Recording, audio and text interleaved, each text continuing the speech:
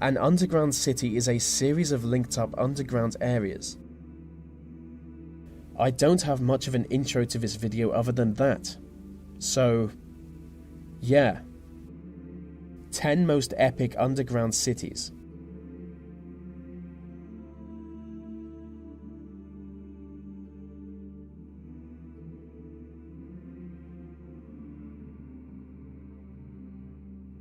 Deep inside the Waliska salt mine in Poland is a huge underground city.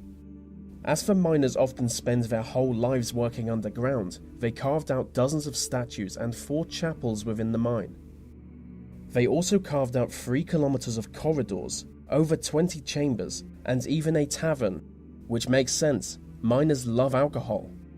The most impressive part of the city is the Chapel of St. King, which is visited by around 1 million people each year. The city also features an underground lake, and according to local mythology, a family of goblins live on an artificial island in the middle of the lake. The mine was built in the 13th century and produced salt from then until 2007. Many of the statues in the mine depict mythical creatures, so it sounds like a fun place. Apart from all the drunk tourists.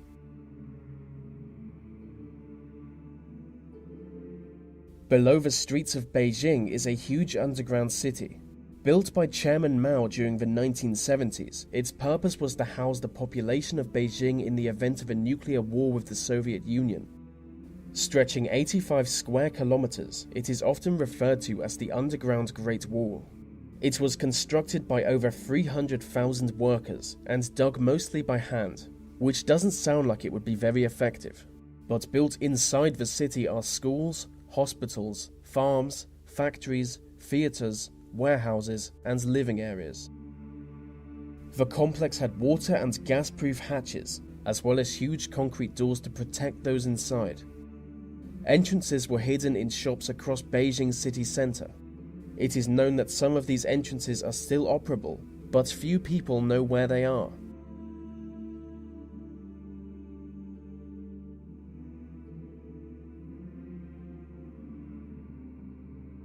Beginning in 2018, a planned city will be constructed underneath the canals of Amsterdam.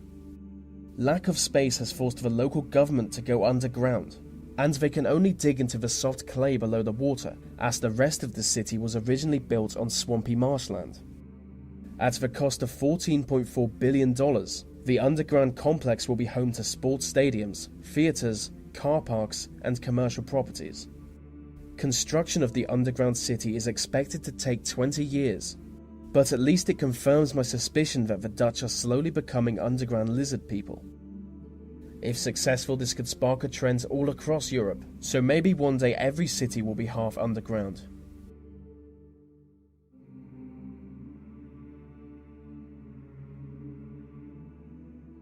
Coober Pedy is an underground town in South Australia. It is located within an old opal mine that people moved into to avoid the hot Australian sun.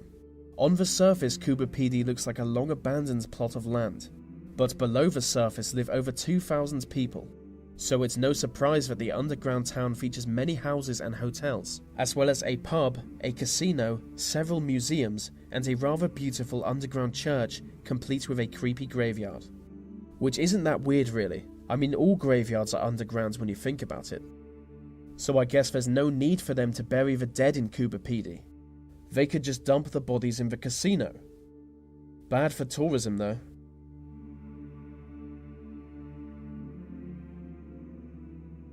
Under the streets of Bucharest in Romania is a dark network of sewer tunnels, and inside this huge network lives a community of HIV-infected drug addicts.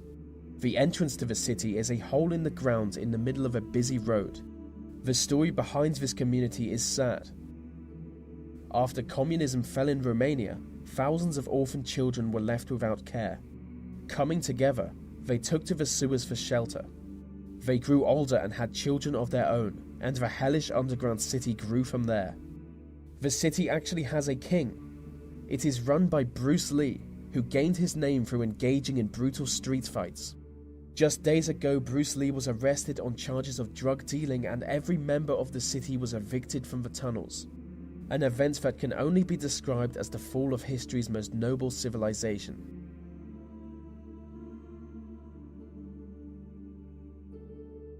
Underneath the Canadian town of Moose Jaw is a network of hidden tunnels.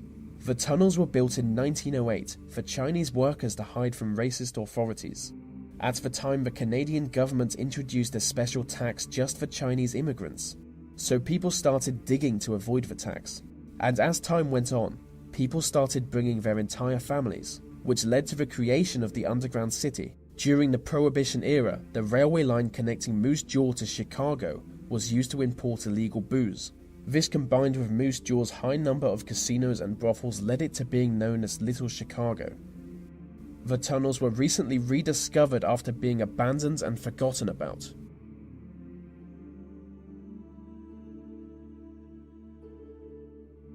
Montreal's underground city is a huge underground complex spread over 4.5 square miles. And inside this huge complex you would see multiple shopping malls, banks, museums, hotels, apartment buildings, 7 metro stations, and a bus terminal. The city is so large that it has 120 access points, which are necessary in the winters when 500,000 people enter the underground city daily.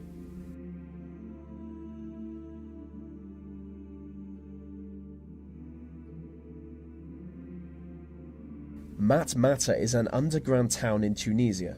The town was created by digging large pits into the ground and then digging into the pit walls to create houses. These houses are connected to other structures by underground tunnels.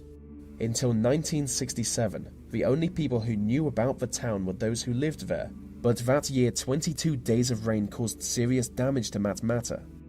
The residents appealed to the government of Tunisia for help.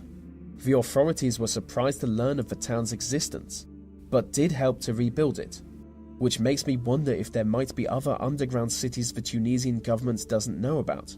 Maybe every country has underground cities that we don't know about. In 1976, Matmata was used as the filming location for Luke Skywalker's home planet in Star Wars. Because of this, the town has become a popular, yet terrible tourist attraction. It's just a hole in the ground.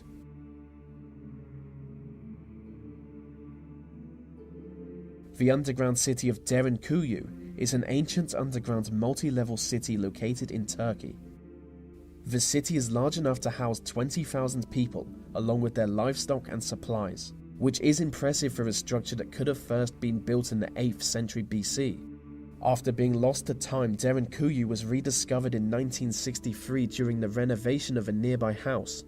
A cave passage was opened to reveal a structure stretching 280 feet into the ground. The city is facilitated by 13 stories of ventilation shafts, and is seen as an achievement in engineering equal to the construction of the pyramids. No one knows what forced the people of Derinkuyu to live underground, but it was almost certainly to hide from their rivals. The city entrances are guarded by 1,000-pound stone doors that can only be opened or closed from inside the tunnels.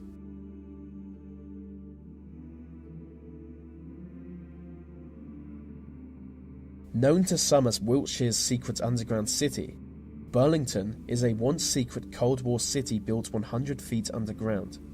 Constructed by the British government in the 1950s, its purpose was to be the residence of 4,000 government officials in the event of a nuclear war. The city was so secret that most of the officials who were given accommodation on the site didn't even know of its existence.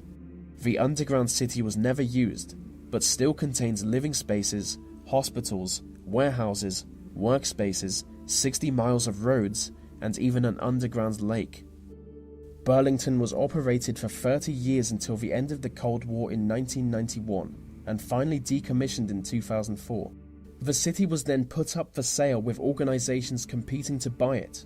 One of such organizations wanted to turn Burlington into Europe's biggest wine cellar.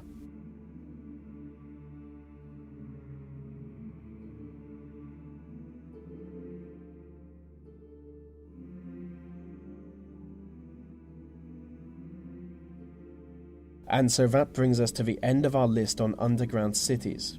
These videos take a long time to produce, so I really appreciate every like, comment, share, and new subscriber.